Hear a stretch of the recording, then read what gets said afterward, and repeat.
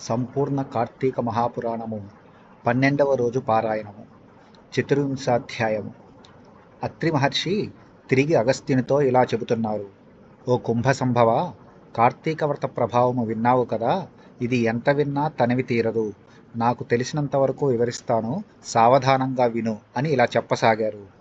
గంగా, గోదావరి మొదలు నదుల్లో స్నానం చేసినందువల్ల, సూర్య చంద్ర గ్రహణాల సమయంలో స్నానాదులు చేయడం వల్ల ఎంత ఫలం కలుగుతుందో శ్రీమన్నారాయణుడి నిజతత్వం తెలిపే కార్తీక వ్రతంలో శుద్ధ ద్వాదశి నాడు భక్తి శ్రద్ధలతో దాన ధర్మాలు చేసేవారికి అదే ఫలితం కలుగుతుంది. ఆ ద్వాదశి నాడు చేసిన సత్కారాల ఫలం ఇతర దినాల్లో చేసిన ఫలానికంటే 1000 రెట్లు అధికంగా ఉంటుంది. ఆ ద్వాదశి వ్రతం ఎలా చేయాలో చెబుతాను, విను. కార్తీక శుద్ధ దశమి రోజున పగటిపూట మాత్రమే భుజించి ఆ మర్నాడు ఏకాదశి కావడంతో శుష్కోపవాసం ఉండాలి. ద్వాదశి గడియలు వచ్చాక భోజనం చేయాలి. దీనికి ఒక ఇతిహాసం ఉంది, దాన్ని వివరిస్తాను, సావధానంగా ఆలకించు అని ఇలా చెప్పసాగాడు. అంబరీషోపాఖ్యానము.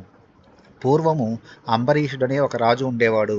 అతను పరమ భాగవతోత్తముడు, ద్వాదశి వ్రతప్రియుడు. అంబరీషుడు ప్రతి ద్వాదశి నాడు క్రమం తప్పకుండా వ్రతం చేసేవాడు. ఒక ద్వాదశి రోజున ద్వాదశి గడియలు తక్కువగా ఉన్నాయి. అందుకు అతను ఆ రోజు తెల్లవారుజామునే లేచి వ్రతం ముగించి బ్రాహ్మణ సమారాధన చేయాలని నిర్ణయించారు. అదే సమయంలో అక్కడకు కోపస్వభావుడు, ముక్కోపి అయిన దూర్వాసుడు వచ్చాడు. అంబరీషుడు ఆయన్ని గౌరవించి, ద్వాదశి గడియలలో పారాయణము చేస్తున్నాను, స్నానమాచరించి త్వరగా రమ్మని ప్రార్థించాడు. స్నానానికి వెళ్ళిన దూర్వాసుడు ఎంత సమయమైనా రాలేదు. ద్వాదశి ఘడియలు దాటిపోతున్నాయి. దాంతో అంబరీషుడు, ఇంటికొచ్చిన దూర్వాసుని భోజనానికి రమ్మన్నాను, ఆ ముని నదికి స్నానానికి వెళ్ళి ఇంకా రాలేదు.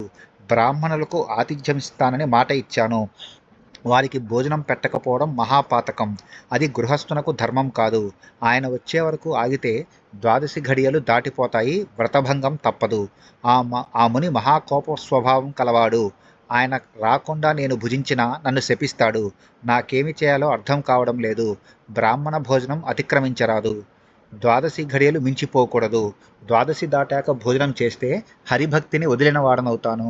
ఏకాదశి నాడున్న ఉపవాసము నిష్ఫలమవుతుంది అని ఆలోచిస్తుండగా సర్వజ్ఞులైన కొందరు శాపం గురించి భయం లేదు అని తెలుపగా, అంబరీషుడు ద్వాదశి వ్రతం పాటిస్తున్నానని, దూర్వాసుడు వచ్చే వరకు ద్వాదశి గడియలు ఆగవని వివరించాడు. వ్రతభంగమా, దూర్వాసుడు రాకముందే భోజనమా అని ప్రశ్నించాడు.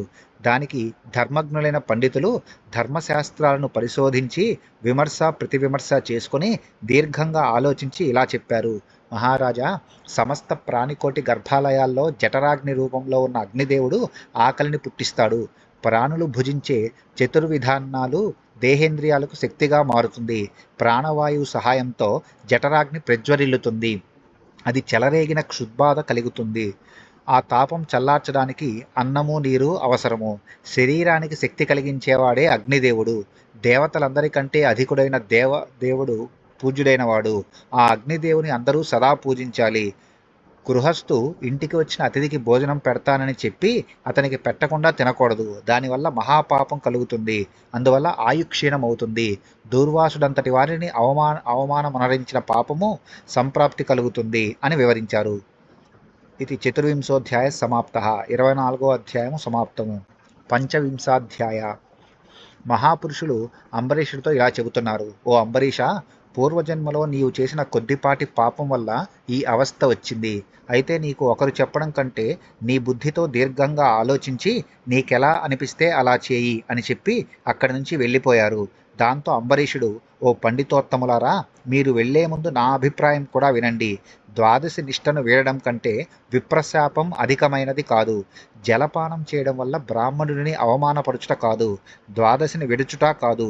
అప్పుడు దూర్వాసుల వారు నన్నేలా నిందించరు, నా పుణ్యఫలం నశించదు అని చెప్పి నీళ్లు తాగాడు. ఆ మరుక్షణమే దూర్వాస మహాముని స్నాన జపాదులు పూర్తి చేసుకుని అక్కడికి వచ్చాడు. వచ్చిన వెంటనే ఆ ముని మహారౌద్రాకారుడై కళ్ళ వెంట నిప్పు కక్కుతూ, ఓరి మదాంద, నన్ను భోజనానికి పిలిచి నేను రాకుండానే నువ్వు ఎలా తింటావు? ఎంత దుర్మార్గం! ఎంతటి ధర్మ పరిత్యాగివి! అతిథికి అన్నం పెడతానని ఆశ చూపించి నాకు పెట్టకుండా నీవు తినగలవా? అలా తినేవాడు మలభక్షకుడవుతాడు. అలాంటి అధముడు మరుజన్మలో పురుగై పుడతాడు. నీవు భోజనానికి బదులు జలపానం చేశావు. అది కూడా భోజనంతో సమానమైనదే. నువ్వు అతిథిని విడిచి భుజించావు కాబట్టి నీవు నమ్మక ద్రోహివి అవుతావే కానీ హరిభక్తుడవి కాలేవు. శ్రీహరి బ్రాహ్మణ అవమానాన్ని సహింపడు. మమ్మల్ని అవమానిస్తే శ్రీహరిని అవమానించినట్లే. నీ వంటి హరినిందాపరుడు ఇంకొకడు లేడు. నీవు మహాభక్తుడవనే అహంకారం, గర్వంతో ఉన్నావు. ఆ గర్వంతోనే నీవు నన్ను భోజనానికి పిలిచి అవమానపరిచావు. నిర్లక్ష్యంగా జలపానం చేశావు. అంబరీష, నీవు ఎలా పవిత్ర రాజు కుటుంబంలో పుట్టావు? నీ వంశం కళంకం కాలేదా అని కోపంతో నోటికి వచ్చినట్లు దూషించాడు. అంబరీషుడు గజగజ వణుకుతూ ముకుళిత హస్తాలతో, మహానుభావ, నేను ధర్మహీనుడను. నా అజ్ఞానంతో ఈ తప్పు చేశాను.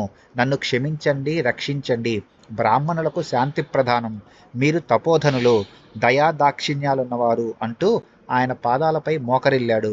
దయార్ద్ర హృదయమే లేని దూర్వాసుడు అంబరీషుడి తలను తన ఎడమ కాలితో తన్ని, దోషికి శాపమీయకుండా ఉండరాదు. నీవు మొదటి జన్మలో చేపగాను, రెండో జన్మలో తాబేలుగాను, మూడో జన్మలో పందిగాను, నాలుగో జన్మలో సింహంగాను, ఐదో జన్మలో వామనుడిగాను, ఆరో జన్మలో క్రూరుడవైన బ్రాహ్మణుడిగాను, ఏడో జన్మలో ముధుడవైన రాజుగాను, ఎనిమిదో జన్మలో రాజ్యం కానీ సింహాసనం కానీ లేని రాజుగా, తొమ్మిదో జన్మలో పాషండ మతస్థునిగా, పదో జన్మలో పాపబుద్ధి కలిగి దయలేని బ్రాహ్మణుడవై పుట్టెదవుగాక అని శపించాడు. ఇంకా కోపం తగ్గని దూర్వాసుడు మళ్ళీ శపించేందుకు ఉద్యుక్తుడవ్వగా, శ్రీ మహావిష్ణువు బ్రాహ్మణ శాపం వృధా కాకూడదని తన భక్తునకు ఏ అపాయం కలగకుండా అంబరీషుని హృదయంలో ప్రవేశించి, మునివర్య, అలాగే మీ శాపాన్ని అనుభవిస్తాను అని ప్రాధేయపడ్డాడు. కానీ దూర్వాసుడు కోపం పెంచుకుని శపించపోగా శ్రీమన్నారాయణుడు తన సుదర్శన చక్రాన్ని అడ్డుపెట్టాడు. ఆ సుదర్శనం ముక్కోటి సూర్యప్రభలతో అగ్నిజ్వాలలు కక్కుతూ దూర్వాసుడిపై పడబోయెను. అంతటా దూర్వాసుడు ఆ చక్రం తనను మసి చేయడం తథ్యమని భావించి, బ్రతుకు జీవుడా అని పరుగు ప్రారంభించాడు. మహా తేజస్సుతో చక్రాయుధం దూర్వాసుడిని తరుమసాగింది. దూర్వాసుడు తనను కాపాడమని భూలోకంలో ఉన్న మహామునులు, దేవలోకంలో దేవేంద్రుడిని, బ్రహ్మలోకంలో బ్రహ్మదేవుడిని, కైలాసంలో శివుడు, ఇలా కనిపించిన దేవతలందరినీ ప్రార్థింపసాగాడు. వారెవ్వరూ చక్రాయుధం నుంచి దూర్వాసుడిని కాపాడే సాహసం చేయలేదు. పంచవింశోధ్యాయ సమాప్త. 25వ అధ్యాయం సమాప్తము. షడ్వింశాధ్యాయము. ఈ విధముగా అత్రి మహాముని అగస్త్యునితో దూర్వాసుడి కోపం వల్ల కలిగిన ప్రమాదాన్ని తెలిపి మిగతా వృత్తాంతాన్ని ఇలా చెబుతున్నారు. సుదర్శనము తరుముతుండగా ముక్కోపైన దూర్వాసుడు భూలోకము, భువర్లోకము, పాతాళము, సత్యలోకము, ఇలా అన్ని లోకాలు తిరుగుతూ తనను రక్షించే వారెవరూ లేకపోవడంతో వైకుంఠానికి వెళ్ళాడు. అక్కడ శ్రీహరిని ధ్యానిస్తూ, ఓ వాసుదేవ, పరంధామ, జగన్నాథ, శరణాగతి రక్షక, నన్ను రక్షించు. నీ భక్తుడైన అంబరీషుడికి కీడు చేయదలిచాను. నేను బ్రాహ్మణుడనై ఉండి ముక్కోపినై మహాపరాధం చేశాను. నీవు బ్రాహ్మణ ప్రియుడవు. బ్రాహ్మణుడు భృగు మహర్షి నీ హృదయం పైన తన్నినా సహించావు. ఆ కాలి గురుతు నేటికీ నీ వక్షస్థలంపై కనిపిస్తుంది.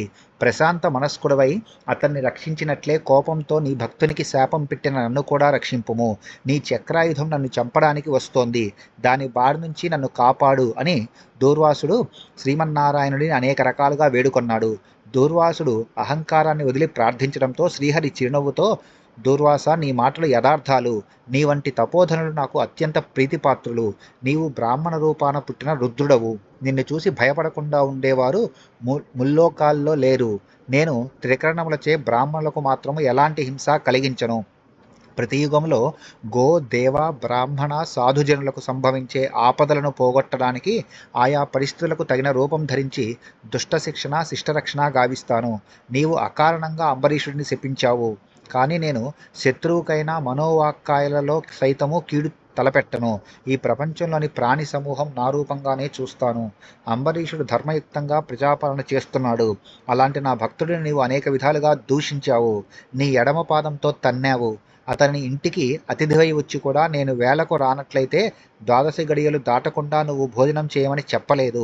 అతడు వ్రతభంగానికి భయపడి నీ రాక కోసం ఎదురు చూసి జలపానం మాత్రమే చేశాడు. అంతకంటే అతడు అపరాధం ఏమి చేశాడు?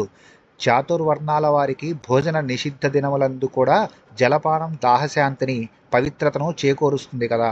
జలపానం చేసినంత మాత్రాన నా భక్తుడిని దూషించావు కదా. అతను వ్రతభంగం కాకూడదనే జలపానం చేశాడే తప్ప నిన్ను అవమానించాలనే ఉద్దేశంతో కాదు కదా. నీవు మండిపడుతున్న దూషిస్తున్న అతను బతిమాలి నిన్ను శాంతింపజేసేందుకే ప్రయత్నించాడే తప్ప ఆగ్రహించలేదు. ఆ సమయంలో నేను అంబరీషుడి హృదయంలో ప్రవేశించాను. నీ శాపం అతనిలో ఉన్న నాకు తగిలింది. నీ శాపఫలంతో నేను 10 జన్మలు అనుభవిస్తాను. అతను నీ వల్ల భయంతో నన్ను శరణు వేడాడు. కానీ తన దేహం తాను తెలుసుకునే స్థితిలో లేదు. నీ శాపాన్ని అతను వినలేదు. అంబరీషుడు నా భక్త కోటిలో ఒక్కడు, భక్తులలో శ్రేష్ఠుడు. అతను నిరపరాధి, దయాశీలి, ధర్మ తత్పరుడు. అలాంటి వాడిని అకారణంగా దూషించావు. అతన్ని నిష్కారణంగా శపించావు. అయితే నీవేమీ చింతించకు. ఆ శాపాన్ని నేను స్వీకరించాను. లోకోపకారానికి వాటిని నేను అనుభవిస్తాను. అది ఎలాగంటే, నీ శాపంలో మొదటి జన్మ మత్స్య జన్మ. నేను ఈ కల్పాన్ని రక్షించేందుకు సోమకుడనే రాక్షసుని చంపేందుకు మత్స్య రూపం ధరిస్తాను.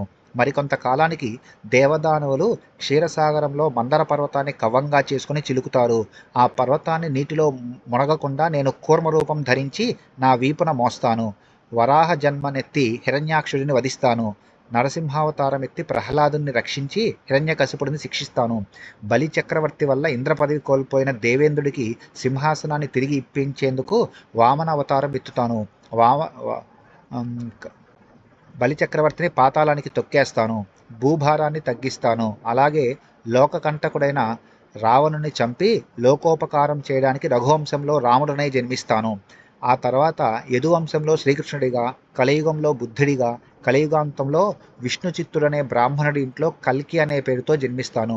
కల్కి అవతారంలో అశ్వారూఢుడనై పరిభ్రమిస్తూ బ్రహ్మద్వేషులను మట్టుబెడతాను. నీవు అంబరీషుడికి శాపరూపంలో ఇచ్చిన 10 జన్మలను ఈ విధంగా పూర్తి చేస్తాను. నా దశావతారాలను సదా స్మరించే వారి పాపాలు తొలగిపోయి వైకుంఠ ప్రాప్తిని పొందుదురు. ఇది అక్షర సత్యం అని చెప్పాడు. షడ్వింశోధ్యాయ సమాప్త. 26వ అధ్యాయం సమాప్తము. 12వ నాటి పారాయణము సమాప్తము.